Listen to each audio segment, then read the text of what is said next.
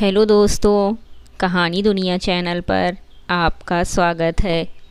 आइए सुनते हैं ऊषा वधवा जी की लिखी कहानी, एक अधूरी कहानी।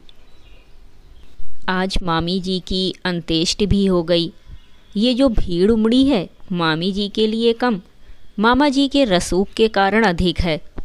लग रहा है मानो आधा शहर ही आ पहुंचा है यहाँ। हमारे नाना जी आज भी गांव के पैतृक मकान में ही रहते हैं। उनकी वहाँ बहुत इज्जत है। बेटे के पद के कारण नहीं, अपनी विद्वता, सत्यनिष्ठा एवं सबकी सहायतार्थ हाथ बढ़ाने की तत्परता के कारण। उनके इन्हीं गुणों से प्रभावित नाना जी के एक मित्र अपनी बेटी का रिश्ता उनके बेटे अर्थात हमारे मामा जी के लिए लेकर आए, इस विश्वास के साथ कि पिता के संस्कार बेटे ने भी पाए होंगे। नाना जी ने फौरन हामी भर दी, पर जो गुण नाना नानी में रचे बसे थे, उन्हीं गुणों का खोखला आवरण ओढ़े बेटा राजनीति में कूद पड़ा था। जहाँ इन गुणों का ढकोसला तो किया जाता है, लेकिन सचमुच उन्हें अपने जीवन में उतारा नहीं जाता। वास्तविक आचरण तो इसके ठीक विपरीत भी बना रह सकता है। मंत्री नहीं बन पाए तो क्या, प्रांत के विधायक तो हैं ही हमारे मामा जी। अनेक लोग ऋणी हैं उनके। किसी का तबादला रुकवाना हो या करवाना हो, सब कुछ करवाने में सक्षम हैं वे। और मामी जी, उनकी क्या हैसियत थी। शोक सभा में आए लोगों की बातें सुन अंदाज़ा लगा सकते हैं। गरीब परिवार की बेटी इतने ऊंचे पदाधिकारी की बीवी बनी बैठी थी। और क्या चाहिए था उसे। रानी बनाकर रखा था झांसा साहब ने, ऐश कर रही थी। इतने बड़े राजपाट से उठकर चली गई बेचारी। कहने वालों में अपरिचित लोग तो थे ही, साथ ही उनके निजी मित्र और रिश्तेदार भी थे। मेरा जी चाह रहा था उनका मुंह बंद कर दूं और चीख कर कहूं, सच नहीं जानते हो तो चुप तो रह ही सकते हो। मुझसे पूछो, मैं जानती हूँ सच। यदि मृत व्यक्ति अपने लिए इंसाफ नहीं मांग सकता तो हम जीवित होकर भी मुँह सिए बैठे रहें क्या।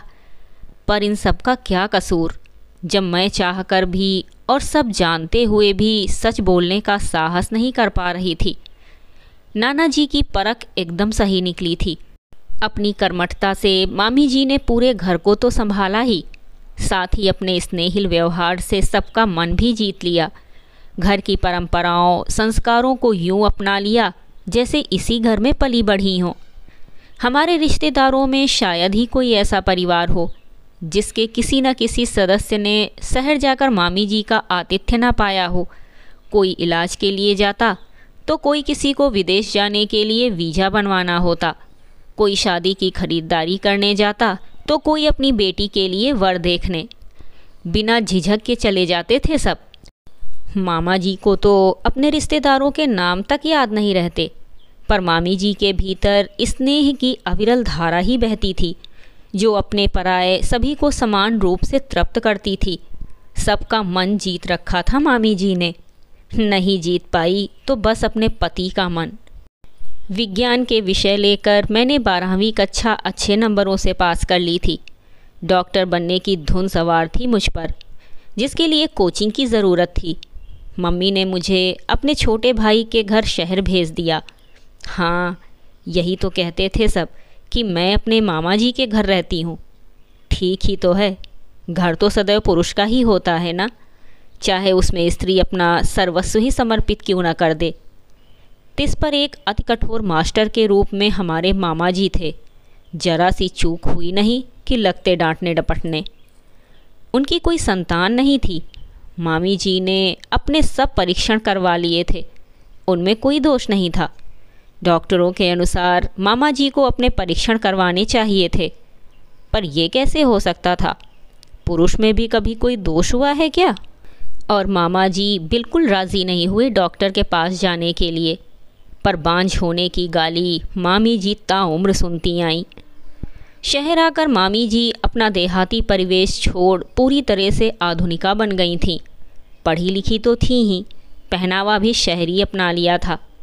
मामा जी की उन्नति के साथ साथ अपना रहन सहन, बोलचाल का ढंग सब बदल लिया था, ताकि मामा जी को कभी किसी के सामने शर्मिंदा ना होना पड़े।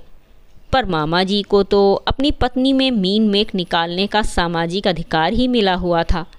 वे हमेशा कोई न कोई नुक्स निकालते रहते। मामा जी के पास सहायतार्थ लोग आते ही रहते थे। ऐसे ही कभी गायत्री भी आई थी। तब मैं वहीं रहती थी। मैंने भी देखा था उसे। नौ खिली कली सी, विधाता ने असमय ही उसके माथे का सिंदूर पोंछ दिया था और दफ्तर के बाबू आधिकारिक रूप से उसे मिलने वाली पेंशन दबाकर बैठे थे। अतः फरियाद लेकर गायत्री आई थी मामा जी के पास। मामा जी ने तो कभी आत्मीय जनों का काम भी न किया होगा, बदले में कुछ पाने की उम्मीद लिए बिना, तो उसका कैसे करते? और रिश्वत केवल पैसों की ही शक्ल में ली जाती है क्या? हमारी नैतिक मर्यादाएं, सामाजिक नियम कानून, ये सब स्त्रियों के लिए ही बने हैं। मामा जी को गायत्री भा गई। संभव है गायत्री ने पहली बार समर्पण अनिच्छा से ही किया हो, पर उसके ना कोई आगे था ना पीछे। शहर के इतने शक्ति संपन्न व्यक्ति का संरक्षण मिल रहा था उसे, और यूं ही स्थायी हो गया उनका संबंध। पत्नी की भावनाओं का विचार करके नहीं, अपितु अपनी प्रतिष्ठा की खातिर गायत्री को शहरी सीमा के बाहर घर दे दिया था मामा जी ने। दिन भर मामा जी अपने सरकारी आवास पर रहते। लोगों से मिलना मिलाना, सरकारी काम सब वहीं से निपटाते। पर अंधकार की चादर बिछते ही वो अपनी प्रिया के पास पहुंच जाते और क्षेत्र का दौरा करने के बहाने 2-1 दिन के लिए गायब रहते, पर उनका पड़ाव वहीं होता था। बहुत करीबी रिश्तेदार या चंद मित्रों को छोड़ बाकी सबके लिए वे साफ पाक आदर्श पति ही बने रहे सदैव। मुझे मेडिकल कॉलेज में दाखिला लिए साल भर हुआ होगा, पर मामा जी और गायत्री के संबंध की चर्चा मैंने पहली बार सुनी। मम्मी ने मेरे सामने इस बारे में कोई बात कभी नहीं की। ये सब तो मैंने नानी से उनके संग हुई बातों से जाना। मैं देख रही थी कि मम्मी, नानी समेत सब संबंधियों ने मामी जी से दूरी बना ली थी। अब मम्मी मामी जी से पहले की तरह फ़ोन पर घंटों बातें न करती। नानी भी 30 त्यौहार की याद न दिलाती। मेरे मन को बहुत ठेस लगी। मैं आज जिस मुकाम पर पहुंची थी उसका पूरा श्रेय मामी जी को ही जाता था। उन्होंने सिर्फ कर्तव्य पूरा करने के जैसी देखभाल नहीं की थी, मेरी बेटी जैसा स्नेह भी दिया था मुझे। मैं मम्मी और नानी को समझाने का प्रयत्न करती, पर बड़ों के सामने बढ़ चढ़कर बोलने का अधिकार बच्चों को नहीं था, बेटियों को तो बिल्कुल नहीं। और मेरे सब संबंधियों ने भी मामी जी से दूरी बना ली थी। काफ़ी अरसा बीत गया। जो बातें मैं तब ना समझती वो अब समझने लगी थी, महसूस करने लगी थी। मामी जी की अकेली रातों की वीरानगी और उससे भी बढ़कर उनके भीतर छिपा पराजय का बोध, परित्यक्ता का अपमान।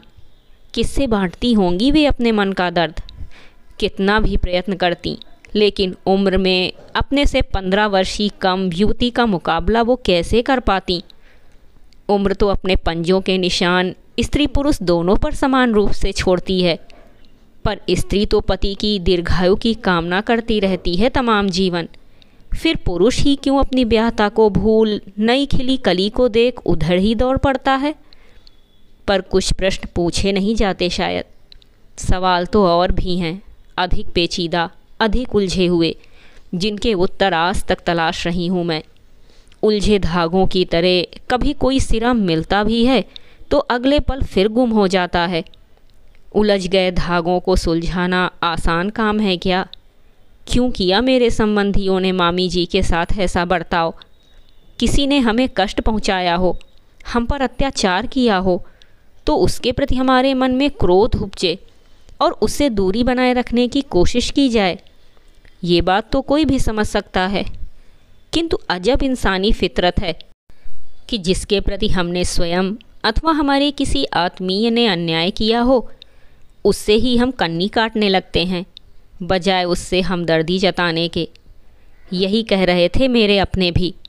हिम्मत नहीं थी उनमें मामी जी की नज़रों का सामना करने की, अतः उन्होंने मामी जी से दूरी बना ली। सब जानते थे कि मामा जी कसूरवार हैं। मामा जी के विमुख होते ही सब रिश्ते बेमानी हो गए। अपने टूटे सपनों की किरचों पर अकेली ही बैठी रह गई मामी जी। वे सब जिन्हें उन्होंने अपना ही परिवार माना था, अनदेखा कर मुंह फेरे खड़े रहे। विवाह के समय लड़की पति का नाम धारण कर अपनी पुरानी अस्मिता तक पूरी तरह मिटा डालती है, पर इतना काफ़ी नहीं है शायद। मामी जी का ब्लड प्रेशर हाई रहने लगा था, जिसके लिए नियमित रूप से दवा लेते रहना ज़रूरी था, पर लगता है वो ठीक से दवा ले नहीं रही थी। क्या वो अपने जीवन से निराश जानबूझकर ही ऐसा कर रही थी? कौन बताएगा। यदि ठीक से दवा ली होती तो शायद स्ट्रोक ना होता, ऐसा कहना था डॉक्टरों का। स्ट्रोक हुआ भी तो आधी रात को, पास तो कोई था नहीं, अतः बेहोशी की हालत में सुबह तक पड़ी रहीं। सुबह अस्पताल तो ले जाई गई, पर तब तक बहुत देर हो चुकी थी। यदि ठीक समय पर ले जाई गई होती तो बच सकती थी। मामी जी को गुजरे 6 माह बीत चुके थे। उस मौके पर हम सब गए थे, तो उसके बाद हम चाहकर भी दोबारा नहीं जा पाए थे। फिर कभी मम्मी को काम आन पड़ता और कभी मामा जी व्यस्त होते। इस बार मम्मी ने जाने का दृढ़ निश्चय किया तो मेरा भी मन हो आया साथ जाने का। मैं अब डॉक्टर बन चुकी थी और एमडी में मेरा दाखिला भी हो चुका था। मामी जी मेरी आदर्श थीं। उनके ना रहने पर भी एक बार फिर मैं उस घर में मामी जी की उपस्थिति महसूस करना चाहती थी। उनके एहसास को अपने चारों ओर जी लेना चाहती थी, जब्त कर लेना चाहती थी अपने भीतर सदा के लिए। मैंने मामा जी के घर फ़ोन मिलाया तो इस बार उनके पीए की तरह एक महिला की आवाज़ सुनाई दी। कहीं गलत नंबर ना लगा हो, ये सोच मैंने मामा जी का नाम लेकर उनसे बात करवाने को कहा। उधर से उत्तर मिला कि अभी वे व्यस्त हैं और मैं 1 घंटे के बाद फ़ोन करूं। उनके इतने फ़ोन आते रहते होंगे कि उस स्त्री ने मेरा परिचय जानना भी ज़रूरी नहीं समझा, पर फ़ोन रखने से पहले मैंने ही कुछ उत्सुकतावश पूछ लिया, आप कौन बोल रही हैं? दूसरी ओर से उत्तर मिला, गायत्री, उनकी धर्मपत्नी। मैं जानती हूँ कि मैं उन्हें मामी कभी नहीं कह पाऊँगी, पर इससे फ़र्क ही किसे पड़ता है। जब कुछ कहना चाहिए था, करना चाहिए था, तब कुछ नहीं किया, साहस नहीं जुटा पाई, या ये कहें कि तब मैं इतनी परिपक्व नहीं थी कि स्थिति की गंभीरता को समझ पाती। पर आज मेरी आप सभी से यही गुजारिश है कि ऐसी स्थिति में अपने पराये का भेद त्याग उस व्यक्ति का साथ दें जिसके साथ अन्याय हो रहा हो। ज़िंदगी जब उठापटक करती है तो शरीर नहीं, मन लहूलुहान होता है, और ऐसे में अपनों का साथ जख्मों पर मरहम का काम करता है। ये थी ऊषा वधवा जी की लिखी कहानी, एक अधूरी कहानी। कहानी सुनने के लिए धन्यवाद।